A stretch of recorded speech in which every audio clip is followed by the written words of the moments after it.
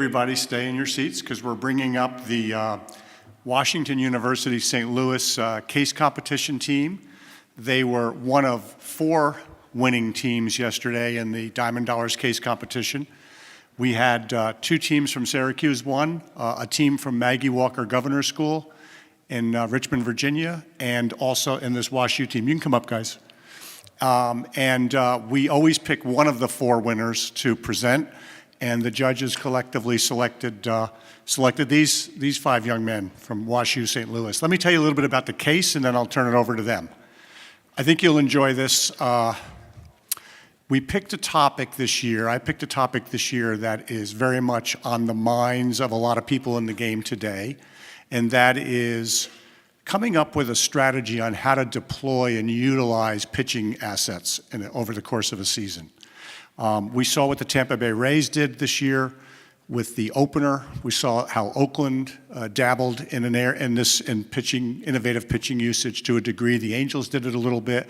A few other teams tried it from time to time, but it was really popularized probably most by the Tampa Bay Rays and Brian Kenny, of course. And I'm sure he would.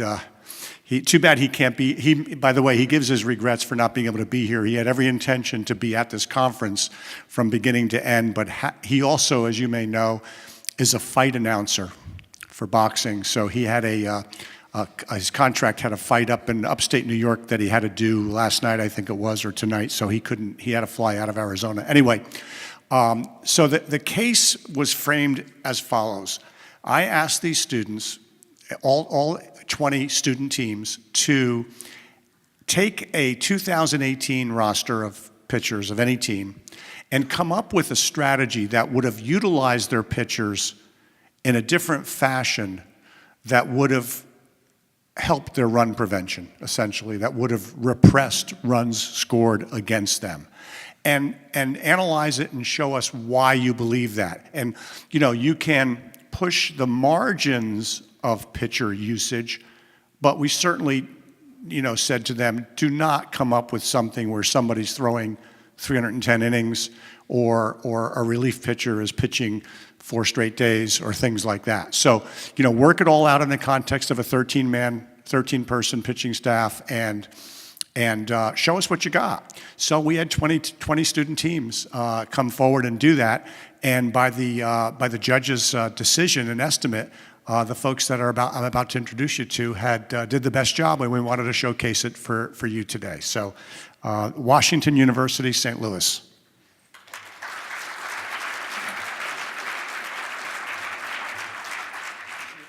Is your presentation not here?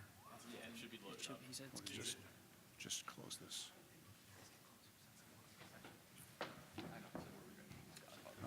Close that. Yep, so close that. And then say, okay, that's fine. And then you're in here. Just gotta find it. We just put it in here. Oh, hold on. Did you see it? Yeah, go ahead and put it in. Isn't it this one? Oh, there it is, perfect.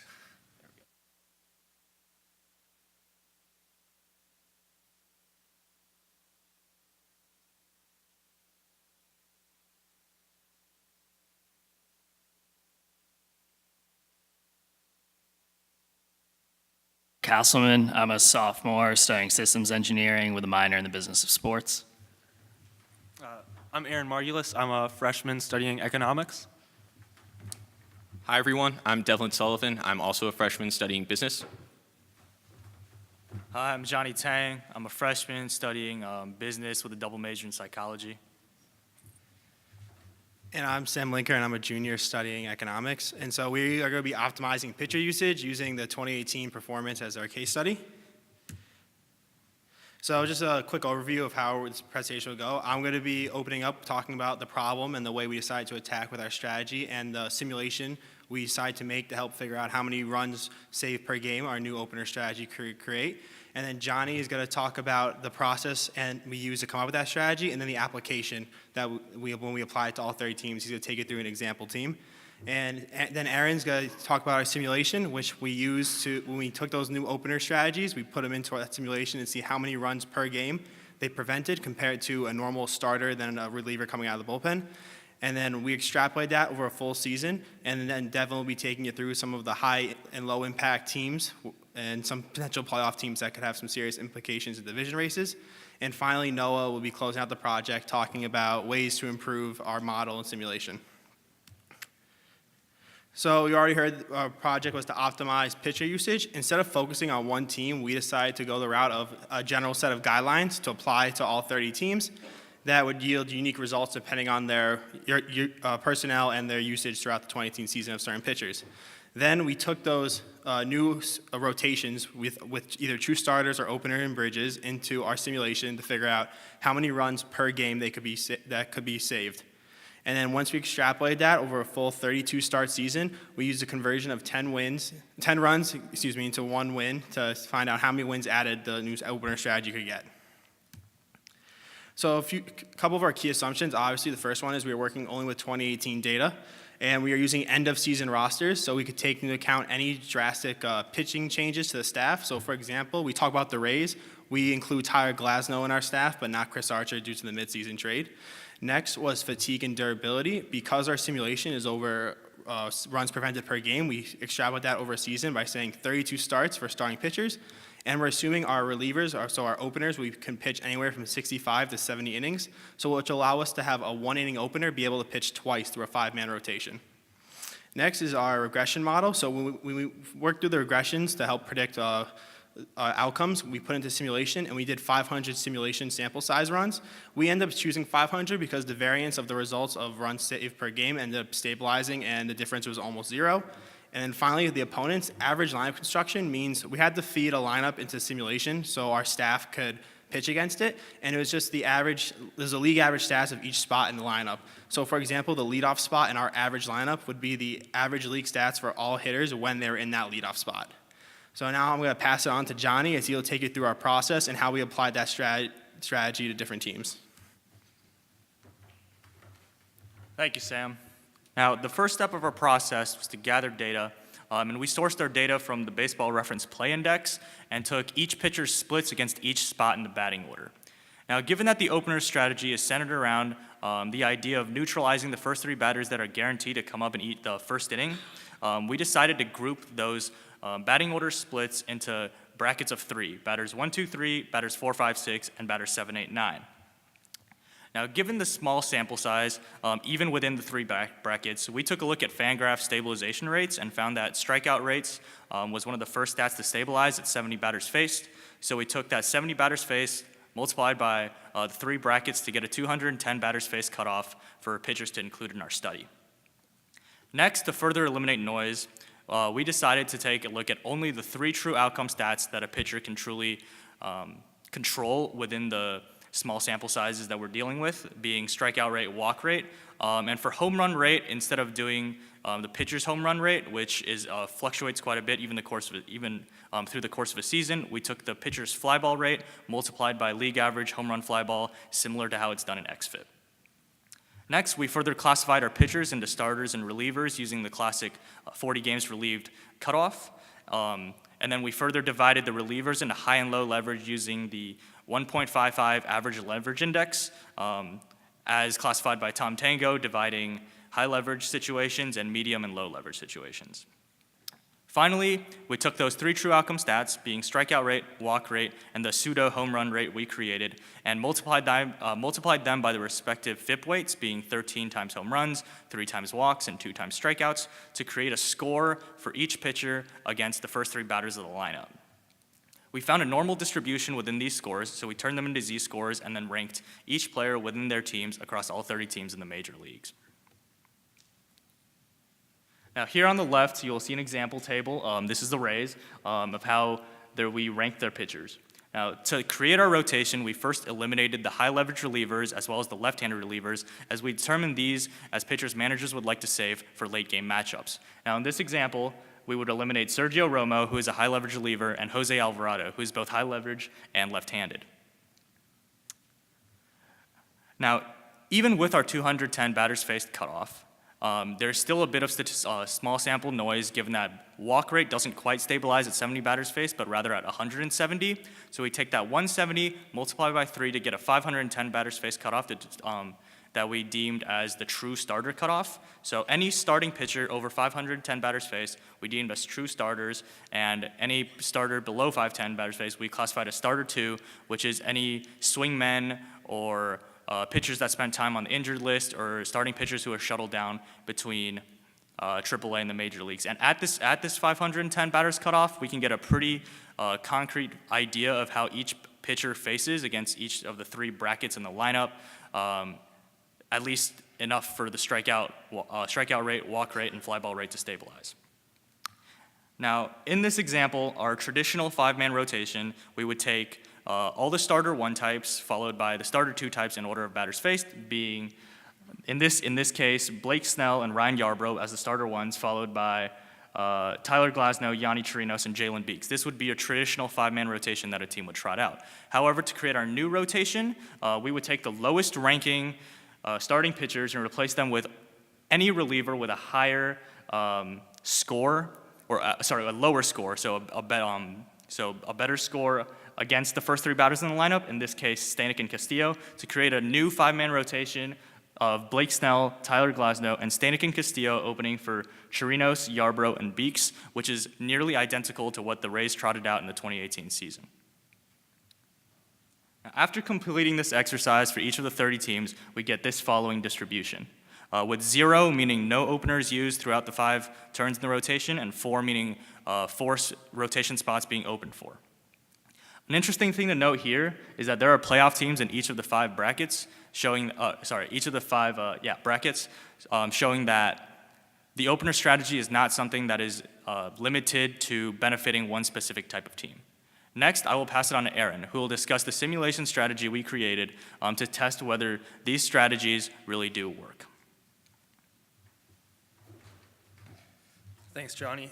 So now that we know who to open with and who to open for, the question arises, does this strategy actually work, and if so, how effective is it? So to determine that, we decided to make a Python program capable of simulating certain aspects of a baseball game in order to provide us relevant information about specific pitcher-hitter matchups. We ran this simulation 1,000 times for each of the 62 combinations of pitchers that we determined from Johnny's work. 500 times using the opener bridge sequence, and then another 500 using the starter reliever sequence. As Sam touched on earlier, the reason for using 500 is that our results are quite stable by then, so much so that our average error is only about 3 or 4 thousandths of a run over the course of a game, which, as I'm sure you guys can imagine, and as you'll see in our results, is relatively negligible. But before I get into how the simulation runs, I'll get into some of the assumptions that we had to make beforehand. So first, whenever we used the opener bridge pitcher sequence, we assumed that the opener would finish that first inning, and then regardless of how many batters the opener faced, the bridge pitcher would come in and pitch through the 27th hitter of the game. On the other side of things, when we used the more traditional starter reliever pitcher sequencing, we decided that the starter would face the first 24 hitters, and then regardless of whether they finished an inning or came out in the middle of one, the reliever would pitch the next 3 outs. And these 2 assumptions were just made to keep a relatively standard workload for these pitchers. Another thing that you might be able to discern from these first 2 assumptions is that it makes it impossible for either of these 2 pitchers to reach extra innings. And so because of that, we cut off all of our simulations after 9 innings. And then in the likely case scenario where neither of these pitchers made it through a full 9 due to the limitations, we would just replace them with a league average bullpen pitcher. And then lastly, as Sam touched on earlier, our hitter statistics were just league averages based on lineup position from 2018. So now that we have these rules set in place, I can get into how the simulation actually runs. So the simulation is based on some regression models, which I got from Fangraphs. They were built on 2003 through 2013 data. And basically what they do is they take a pitcher statistic, a hitter statistic, and then using some sort of regression model, output the likelihood of that event occurring if the 2 were to face each other. So for example, to determine the likelihood of a strikeout in any given plate appearance, we take the pitcher's strikeout rate the hitter's strikeout rate, put it into this regression, and it outputs the likelihood that that batter would strike out if they were to face this pitcher. We did the same things for walks and hit by pitches. Home run, same process, but we used that pseudo home run rate for the pitchers. And then for singles, doubles, and triples, because those rates take so long to stabilize, we just used the pitcher's ball in play percentage and then multiplied that by the league average single, double, and triple per ball in play ratios, respectively. So once we've done that, we have the likelihood of any event occurring in a pitcher-hitter matchup. So we can just we can generate a random number, effectively simulating what might happen in that at-bat. We do that for every plate appearance over the course of a 9-inning game. Again, did that 500 times for each sequence of pitchers. And so here you can see the result when Lou Trevino opens for Edwin Jackson.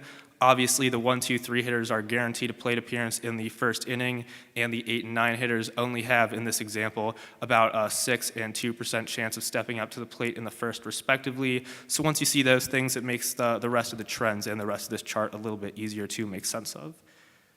But now taking a step back, not only do we want to predict the likelihood of each of these pitcher-hitter matchups occurring, we also wanted to find a way to value them.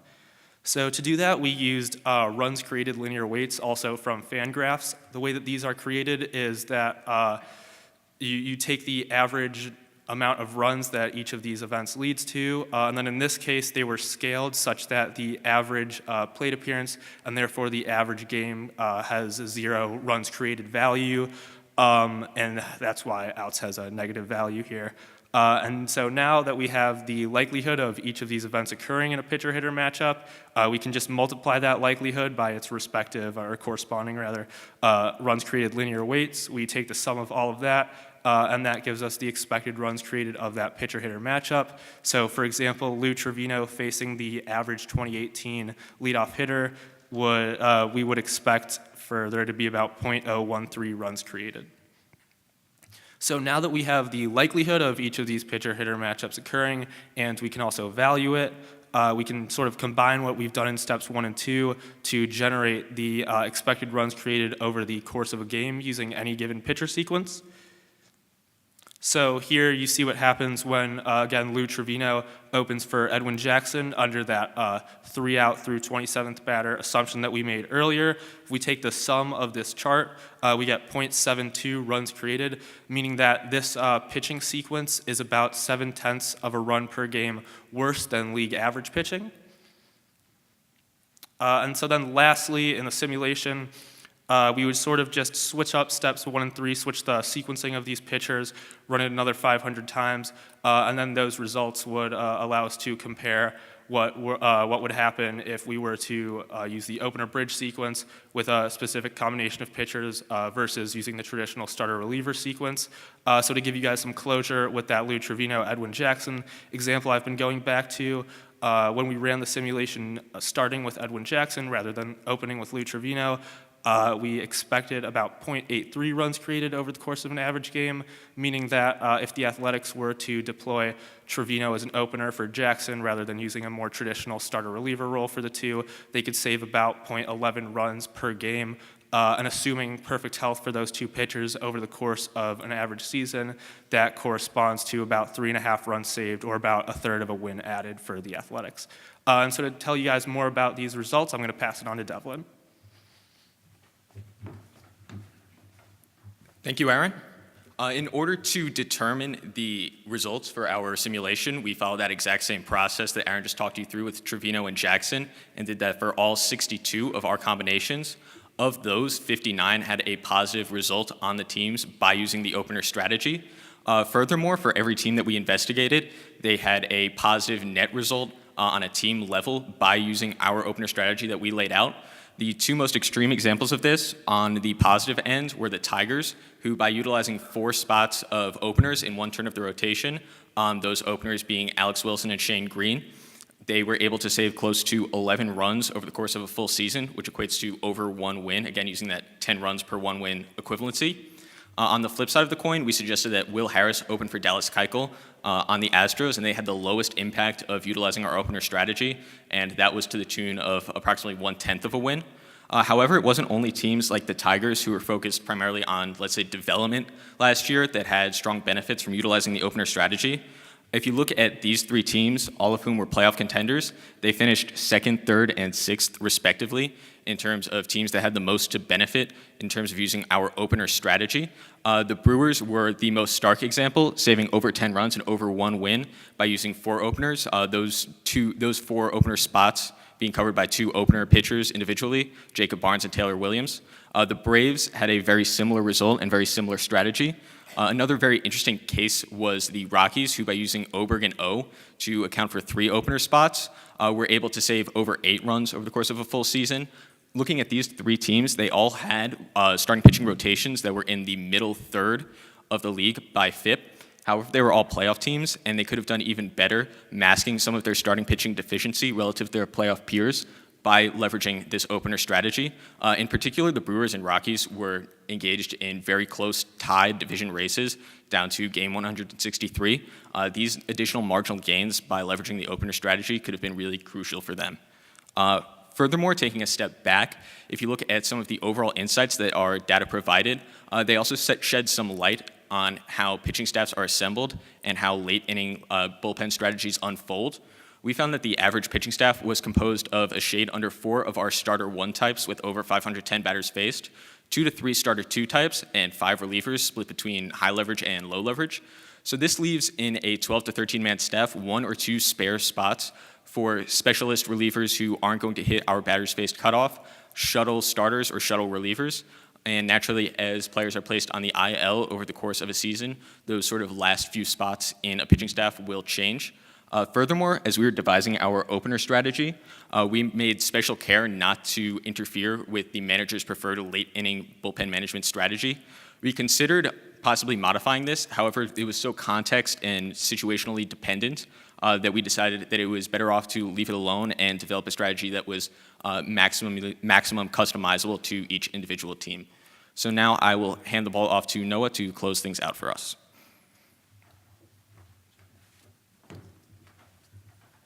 Thanks, Devlin. So there obviously had some limitations given that we only had like a week to do this project. So first being that we only used 2018 data. So an MLB team would have the opportunity to use data from throughout someone's MLB career, different levels of the minors, or even prior to that, and it would allow them to more accurately determine who's likely to be an opener, who's likely to be open for, and just better overall determine the pitching roles in a staff. Second is the psychological effect. We all know that baseball players are creatures of habit, and when you change anything with them, they could very much impact their performance, and there's really no way for us to determine how that will happen. There are also players who maybe don't like anything that's unconventional, such as Madison Bumgarner, who has been very adamant about not liking the opener. And we actually, in our simulation, had Sam Dyson opening for Madison Bumgarner, so there's just no way for us to really determine how that will impact his performance. So there are also some further uses that we determined through our simulation and overall strategy. The first being splits. So while running our simulation, we used a pitcher's results throughout the entire season. We didn't break it down to how they performed against each spot in the order. And if we were more to include that in our simulation, you could more accurately determine how they will perform against each spot and just the overall runs created in the game. In addition, we didn't do anything such as lefty-righty splits. And again, because that's very situational, it can more accurately determine how runs created could happen. Next is StatCast batted ball data. So for balls in play, we only included a pitcher's batted ball percentage and their fly ball rate. But if you were to more accurately put in their average exit velocity against or average launch angle against, you can, again, just more accurately determine how the simulation will work out and then determine how well these strategies really work out. Next is pitcher fatigue. So we all know how pitchers in the first batter that they face do not perform as well typically against the 24th batter of the game, but we had pitcher performing the same. It was really only impacted by the spot in the order that they were facing. So if we were to decrease how a pitcher performs throughout the game, you could maybe figure out when to pull them and how to just use your pitching staff better.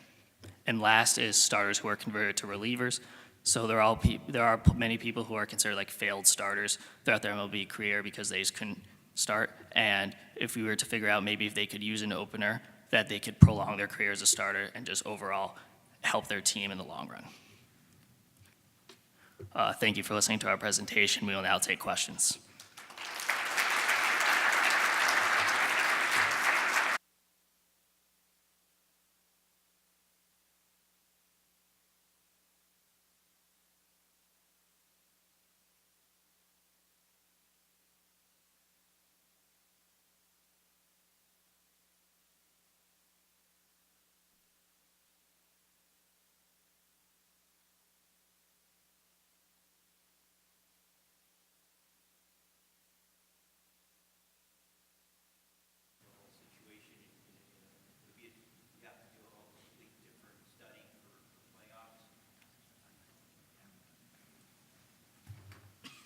So that's a great question. Now, as we have seen in the last couple of playoffs, postseason pitching has pretty much been a game-by-game, all bets are off kind of pitching scenario. So as you can see in the 2018 postseason, the Red Sox were deploying starters as relievers. The Brewers were pulling fake matchups with Wade Miley starting for one batter and pulling him out. So in the playoffs are really a different animal with how starters and relievers are deployed. This is more of a regular season strategy that we extrapolated over 162 games. It does not really account for how playoff matchups go, especially since playoff matchups are so volatile and such a small sample size. Yeah.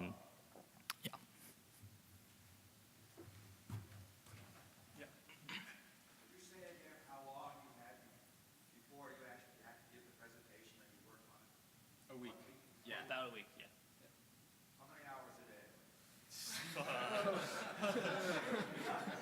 A bunch? A lot. Did you guys think about adjusting for actually the strength of the schedule? So like the Indians obviously had the easiest division ever last season. So it's kind of like, did you think about putting that for not going everybody against league average?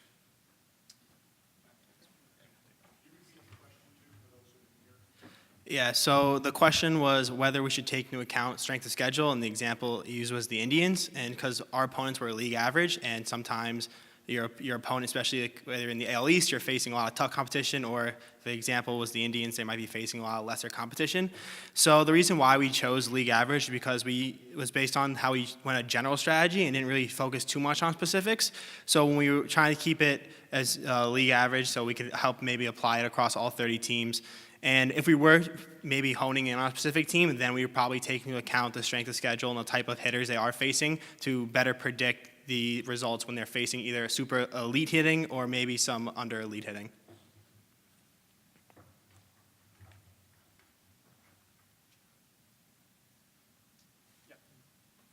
By using the end-of-year rosters, you were essentially factoring out anybody who had been injured during the course of the year, including possibly people who were either overworked or came back and then, for one reason or other, couldn't finish the season. How would this strategy that you developed account for the possibility of injury given the possibility of overwork?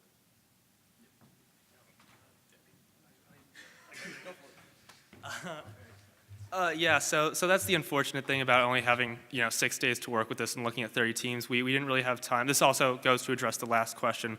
We didn't really have time to input specific lineups or account for certain injuries. Our goal here was sort of just using data from 2018 to figure out the best way to choose who to open with and who to open for, and then the simulation section was more of a way to test the validity of that and not necessarily say that had these teams followed this exact strategy last year, they would have added precisely 1.1 wins or however many it may be. But that's definitely something that we would like to look at moving forward. And just to clarify, by end of season rosters, we meant all the personnel who were on the team at the end of 2018. So that includes like pitchers who were on the injured list, for example, just anyone within the organization. So for the Angels, for example, Shohei Ohtani he met the 210 batters faced cutoff. He is on the team, so he is included within our rotations and simulations. But we are just excluding pitchers like, for example, Chris Archer on the Rays, given that at the end of 2018 he's no longer on the Rays. Did you consider any other usage scenarios, like maybe the opener going 9 batters and no more, or maybe the starting pitcher 27 batters? Yeah, that was one of the things that we've sort of been playing around with since we've finalized our presentation. We took a deeper dive at some particular teams. One of them was the Brewers. The Brewers had 3 lefties in their bullpen at the end of last year, being Cedeno, Jennings, and Hader, so they could have afforded to spend one at the beginning of the game. So we looked at maybe opening Cedeno or Jennings, possibly to handle 4 or 5 lefties at the top of a lefty-heavy lineup. So again, it would be very sort of context dependent based on the fact that you'd be looking at a particular team against a particular opponent. But we certainly want to sort of leave that room in there flexibly if we wanted to take a look at one particular team as opposed to another.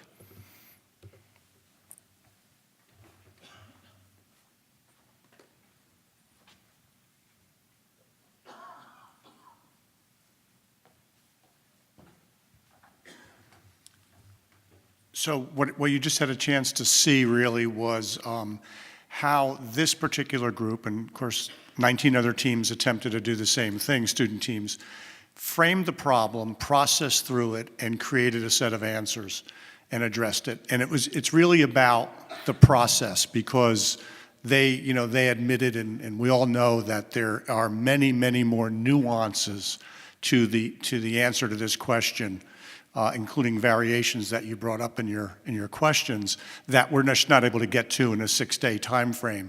But I think what we were looking for, and what I try to do in these case problems, is in this case, we took a very broad, ambiguous question about pitching usage with a little bit of qualification and definition, and allowed the students to define exactly the question they would answer and how they were going to process through it. And so that's really the learning process that they go through in these cases. And it was exciting to see how many of the student teams processed through this, in particular these folks, and you saw the sense of clarity from step to step to step, how this was a very disciplined process that they went through. And it's really something that's incredible, especially since I think 3 of you are freshmen. I mean, I'm blown away by that. And so that means we'll probably get to see them at this podium in another couple of years. Anyway, thank you so much for your time. Oh, I'm sorry, go ahead. Thought of a question. You guys exhibited a tremendous amount of teamwork. Have you ever worked on any projects together as a group before? Yeah, we had the week before we reached out to the St. Louis Cardinals, and they gave us a helpful project on the business end. So it gave us a great chance to practice working together, team collecting data, strategizing, and presenting. I thought they were quintuplets for a minute there, but I don't know. Anyway, that's terrific. Thank you so much for all of your attention today. Hope you enjoyed the full day.